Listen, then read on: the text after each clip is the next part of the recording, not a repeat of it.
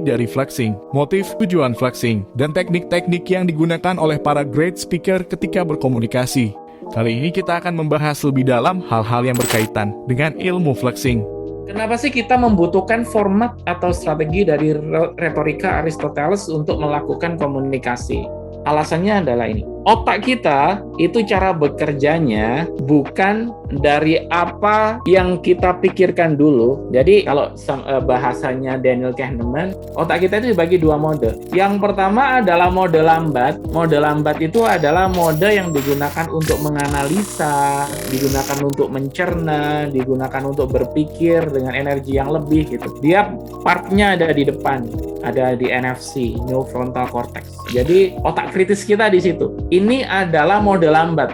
Mode lambat karena untuk menggunakan otak part ini, kita harus mikir super keras. Otak mode lambat itu adalah ketika kita harus menganalisa atau memahami sesuatu. Contohnya ketika mengerjakan soal matematika atau ketika hendak membeli barang mahal kemudian mikir-mikir lagi. Otak mode cepat kita biasa berpikir ketika kita sedang dalam situasi darurat, menghadapi hal yang mudah dan lainnya. Contoh ketika kita melihat seekor ular, tanpa pikir panjang biasanya kita langsung kabur. Tidak melihat lebih jelas lagi dan memastikan apa benar itu ular, dan lainnya. Gara-gara cara otak kita bekerja seperti itu, makanya kalau ada pertanyaan seperti ini, don't judge a book by its cover. Jangan pernah menilai seseorang dari penampilannya. Itu teori. Nggak ada ceritanya kayak gitu. Apalagi ini berlaku pada orang yang pertama kali kita temui. Ketika ada seseorang berbadan besar, penampilannya berantakan seperti preman. Jelas dalam pikiran kita dia pasti preman atau orang yang suka membuat onar. Meskipun harusnya kan kita kan positive thinking gitu ya. Kan nggak mungkin itu orang jahat. Ya kan kita kan nggak boleh menilai orang dari penampilannya. Kenyataannya nggak juga gitu. Maksudnya tetap.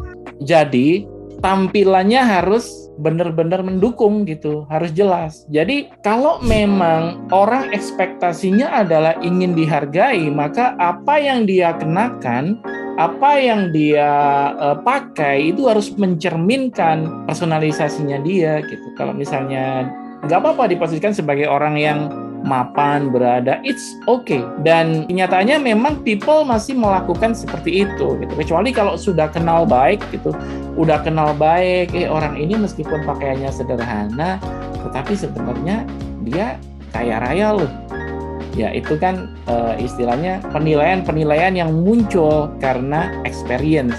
Experience berarti kita sudah melakukan kenal gitu sebenarnya.